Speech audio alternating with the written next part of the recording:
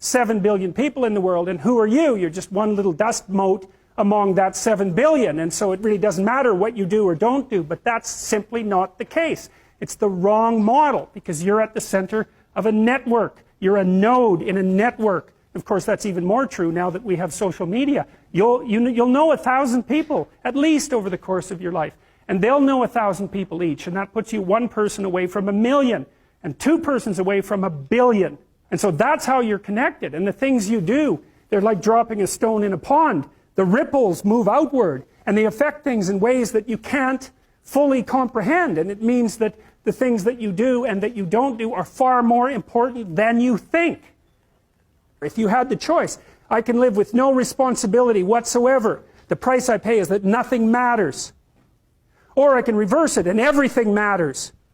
But I have to take the responsibility that's associated with that. It's not so obvious to me that people would take the meaningful path.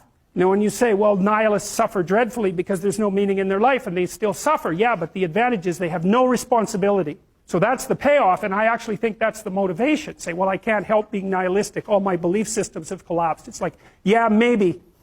Maybe you've just allowed them to collapse because it's a hell of a lot easier than acting them out.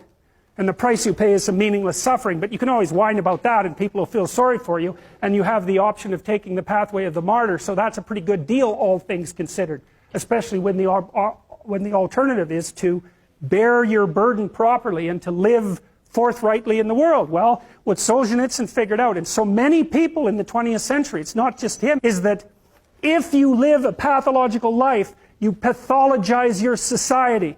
And if enough people do that, then it's hell. Really. Really. And you can read the Gulag Archipelago if you have the fortitude to do that, and you'll see exactly what hell is like. And then you can decide if that's a place you'd like to visit, or even more important, if it's a place you'd like to visit and take all your family and friends. Because that's what happened in the 20th century.